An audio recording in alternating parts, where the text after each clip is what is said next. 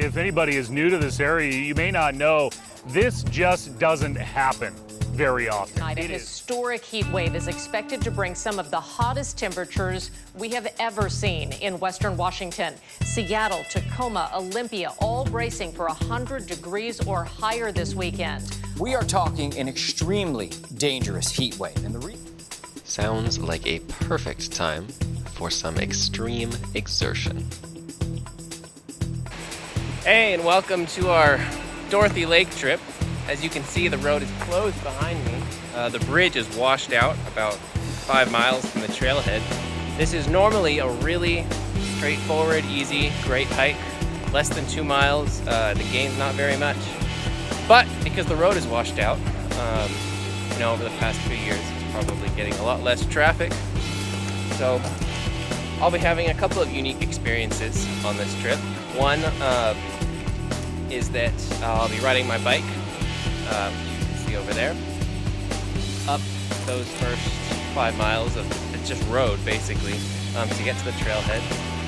The second thing is that it's super hot this weekend, like very hot. It's gonna be slightly less hot where I am, which is a little at elevation, but it'll still be, way too hot. But what that means is that there's a lot of stuff that I've been able to leave behind this trip. Warm clothing items, certain shelter pieces, stuff like that, just because it's never gonna drop below the upper 60s, even at night. And what that means is that I can take a small backpack. I'm not taking my normal backpacking bag. I'm actually taking what I usually use for day hikes. And I've managed to stuff everything into there so that I can just leave it on my back as I bike and then hopefully have a really easy hike because my stuff is so light. So, let's begin. Well, I've made it to the trailhead. That ride was way harder than I thought it was gonna be. In part, I'm sure, because that bike is much heavier than I'm used to, as well as it's just a very high temperature. So, I'm more gassed than I had expected to be at this point. Fortunately, the way up to the first lake, at least, is not too long. And hopefully it feels like not too long.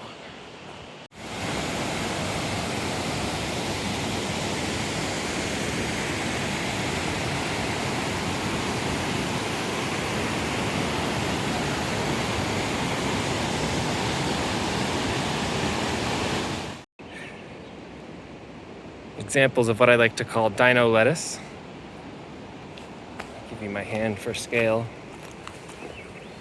It's very large. That bike ride really took it out of me. And I'll be very grateful for it on the way back, just getting to coast all the way down, but man, this is not a hard hike. But it's hard this time.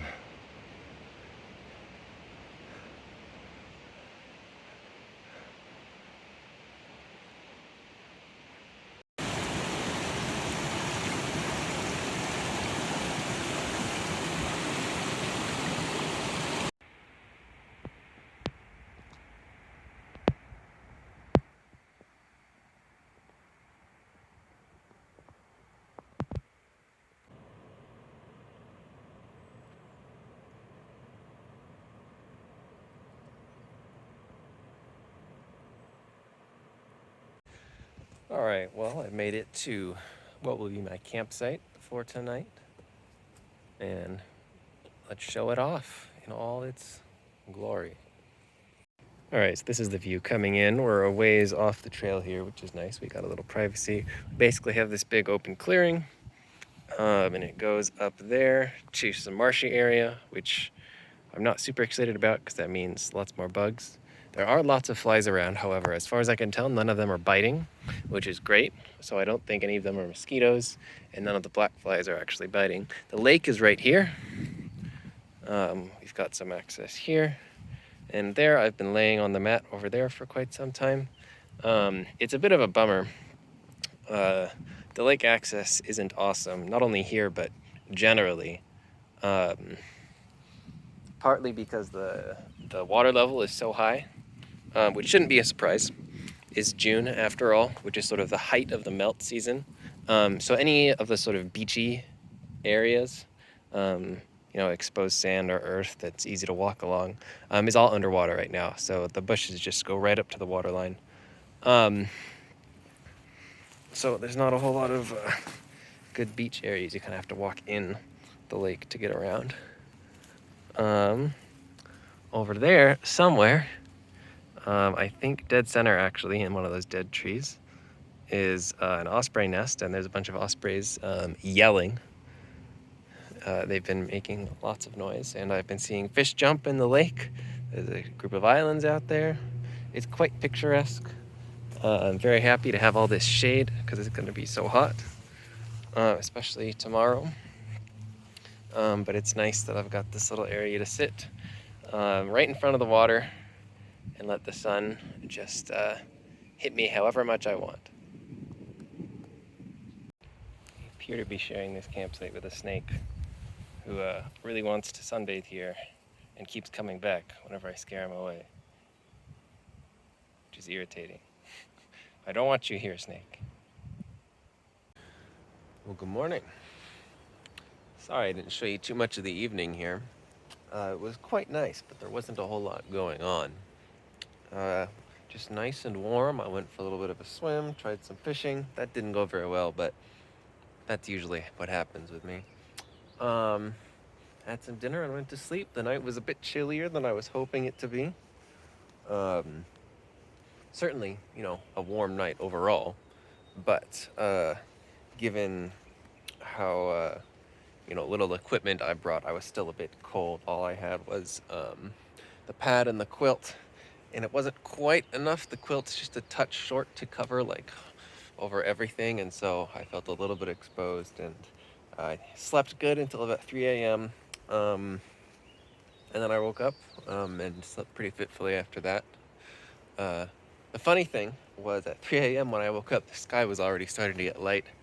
I think sunrise is at 4:30 or something.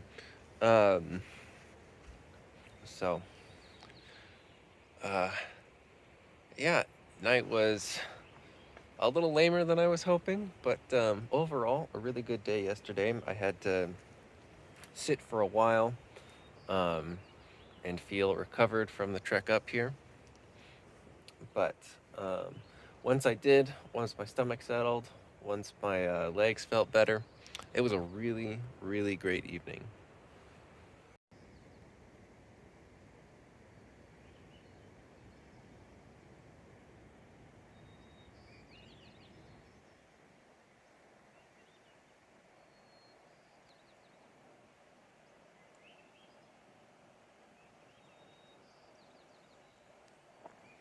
I love this island right here that's still dark because the sun hasn't hit it yet, and it just is in such contrast. All right, we're all packed up, which is a lot easier when there's no hammock or tent. I'm gonna say goodbye to Lake Dorothy for now and see if we can get to Bear Lake, which should be another 2 miles from here. Now I have the great fortune of getting to cross the lake. It'll be so fun for my feet. Well, that sucked. Fortunately, it's not especially warm yet, but it's a warm enough day generally that it's very easy for my feet to get dry. It's a great look down one of Dorothy Lake's arms.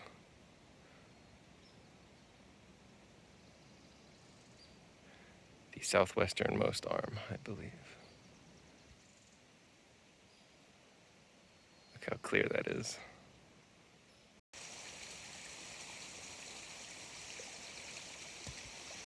Say hello to the nice toad that I almost stepped on. Oh, goodbye, friend. Goodbye. That is a cool view over Dorothy Lake. We're high enough now. We're looking at mountains well on the other side of Highway 2. Just nifty to see. They're a lot higher than we are. Welcome to Bear Lake. It is a pretty one. Look at those peaks up there, just little crags. That's super fun. So I crossed a little pass to get over to this lake, and we're now in a different drainage. We're along the I-90 corridor now, actually. This should all go to the Snoqualmie River. Dorothy Lake goes to the Miller River and then into the Skykomish River. And then, of course, they all actually meet up into the Snohomish River and go into the Puget Sound at Everett. So eventually they come back together. Here, just a little bit further on, and you can see, you know, the same peaks up there, is Deer Lake. Just down there we can see Snoqualmie Lake. We won't be going down there because I don't want to have to climb all the way back up. You can see it's quite a ways down, 600 feet or so. But it looks like a pretty neat place right beneath that.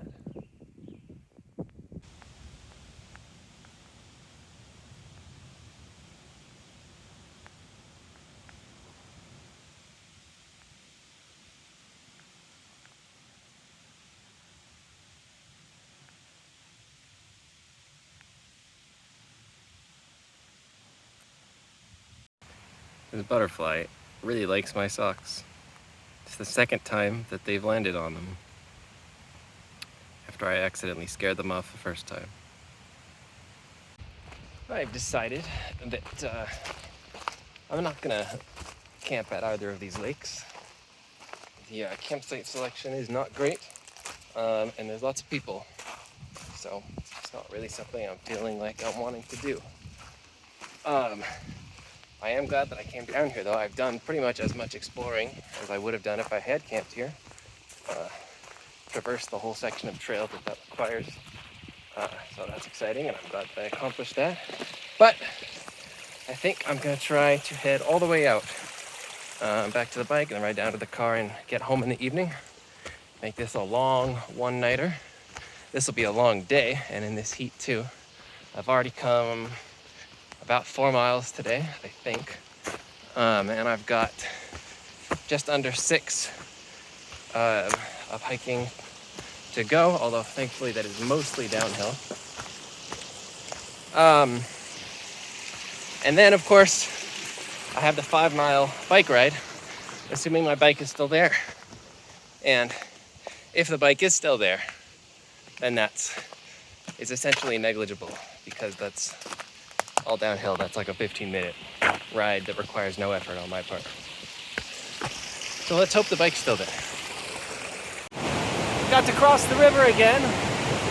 I was actually looking forward to it this time since it's so hot now. Turns out, still sucks. Still way too cold, hurts my feet. More toads. This guy's brown. Hello, friend. Staying cool today? So this guy rode up, which, remember, this ride sucked for me. He rode up with the kid in the back, pulling all their luggage in this, and then helping his older kid who was riding the red bike behind. Props to them. And our Walmart bike, blessedly, is still here. Whew.